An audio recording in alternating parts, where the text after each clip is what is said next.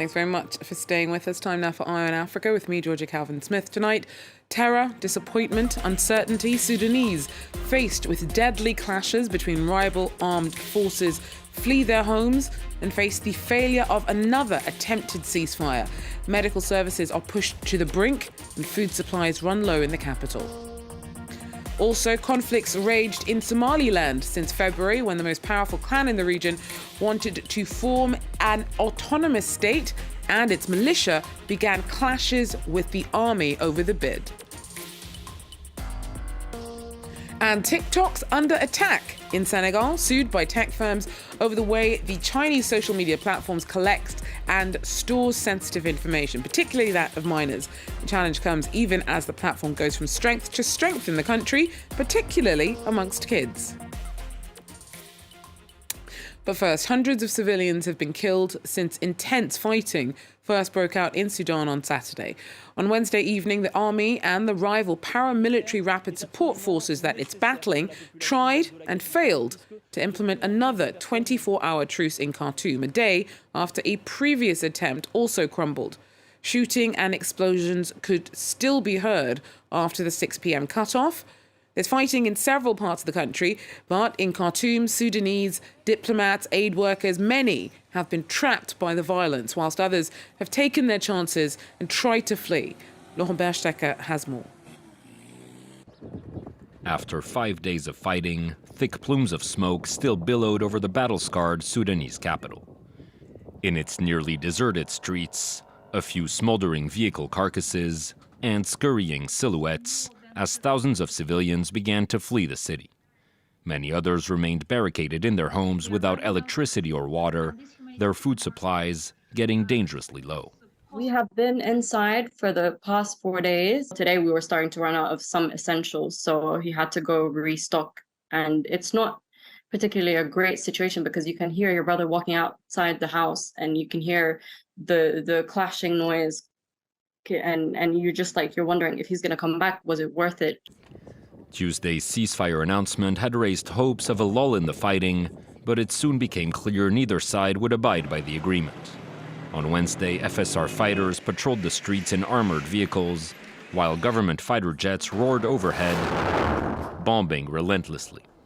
We heard there would be a ceasefire, but it didn't happen.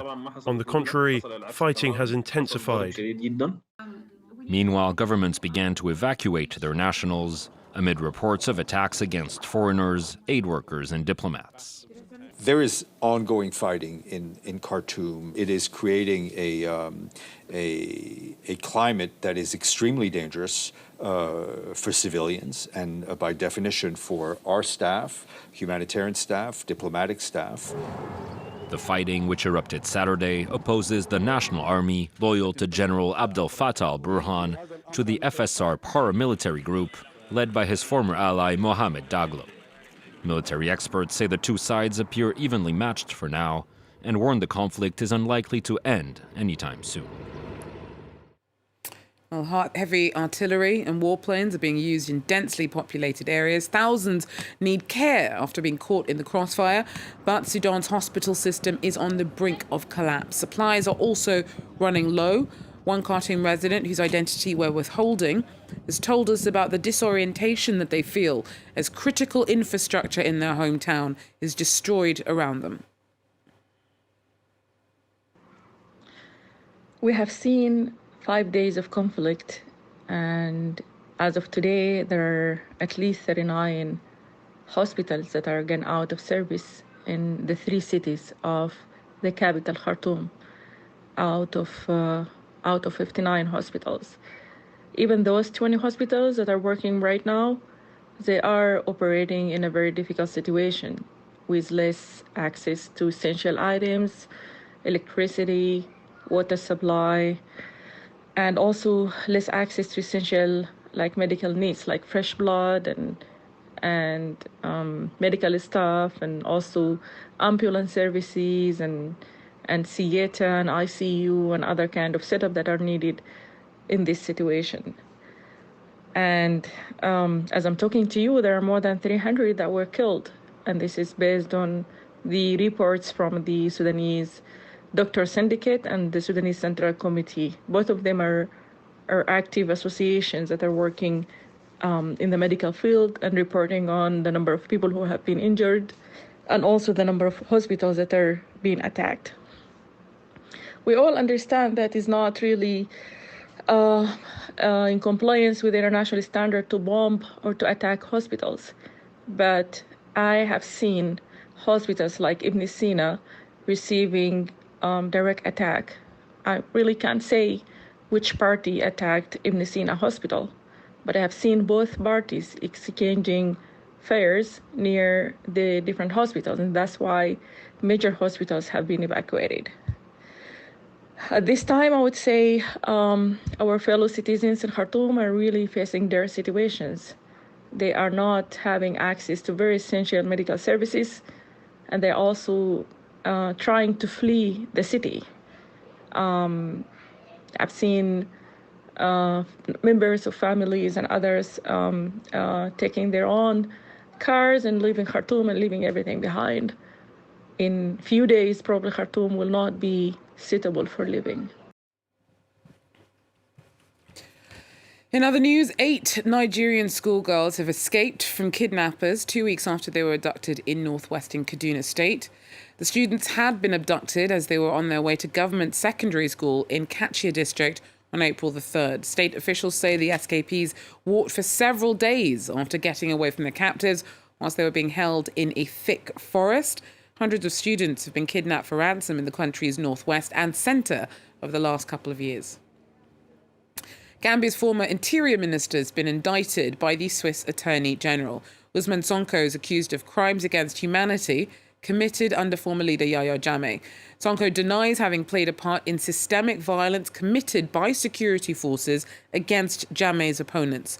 Sonko was in Jammeh's government from 2006 to 2016 before he fled first to Sweden and then to Switzerland, where he applied for asylum. He was later arrested in 2017. Justice campaigners hope that Sonko's indictment will boost calls for Jammeh's extradition from Equatorial Guinea, where he fled in 2017. Somaliland's been trying to win international recognition ever since it declared its independence from Somalia in 1991.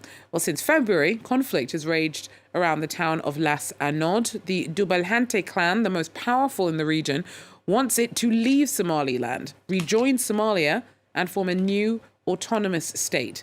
Somaliland's army has been clashing with the clan's militia since then. Bastien Renouy tells us more. We managed to arrange a meeting with the prisoners of war captured on March 18 in Las Anod, the capital of the Sul region. There, troops clashed with fighters who want to break away from Somaliland. In the prison yard, soldiers give them instructions before the interview.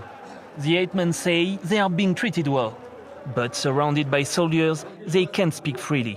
And when we try to understand more about why they were fighting, You can't ask these kinds of political questions. Just ask them about their health. the government invited us to cover the conflict, but we were not authorized to film anything else. The local clan, feeling neglected by the authorities, wants to leave Somaliland and join Somalia. The government has accused them of sparking the conflict and of being part of a wider plot to destabilize the country. Forces from Al-Shabaab, from Puntland, from Somalia has taken and make the escalation and the fighting of Las Anod to be taking place. To support these allegations, the minister shows us this confidential document submitted to the UN Security Council. Landman is the commander of the Al-Shabaab in the area of Bohadla and Las Anod. The next page mentions soldiers from the neighboring Somali region. Mohammed Kahin accuses them of trying to create chaos and bring Somaliland down. However, the men's presence does not necessarily reflect the existence of an organized destabilization plan. We do not have evidence to suggest that Somalia has instructed fighters to go there, or that Puntland has done so, or that Al-Shabaab has done so. We rather think, based on a number of conversations with our sources, that those people have joined the fight on a clan basis. The issue at stake here is very much political in nature and will have to be solved through dialogues. The government says it's open to negotiations, but in order to start these talks, the militias are asking for the army to withdraw from the region. In the meantime, the government is still regularly accused of bombing the town without any distinctions between rebels and civilians. Well, finally, tech firms in Senegal are taking TikTok to court, accusing the Chinese social media giant of violating data protection laws and failing to protect children. They say young people in Senegal are frequently exposed to violent and inappropriate content. Our correspondents report. 10-year-old Mohammed loves TikTok. He spends hours every day scrolling through videos on the Chinese social media app, watching all kinds of content. I do my best to keep an eye on him, but it's not easy. As an adult, I often see videos that shock me on TikTok. But imagine for the children. It worries me a lot. Senegalese tech firms worried about potentially harmful content on TikTok have launched a legal challenge. Mustafa is leading the charge, delivering an official complaint to the Senegalese National Commission on Data Protection. We accuse them of not respecting parental authorization procedures required to open an account. And we also accuse them of hosting violent content that doesn't respect our cultures and traditions. Senegalese authorities say they are currently gathering evidence about the harmful effects of TikTok on young people in Senegal. The Commission for Data Protection says it is taking the accusation seriously. This legal challenge comes at a time where we had already begun questioning TikTok to get some answers. It comes at a good moment, which is why we are going to investigate very thoroughly. Some 450,000 people are estimated to use TikTok in Senegal, about 3% of the population. This figure continues to rise. Well, that's it for Eye on Africa. Thanks for joining us. Do so again.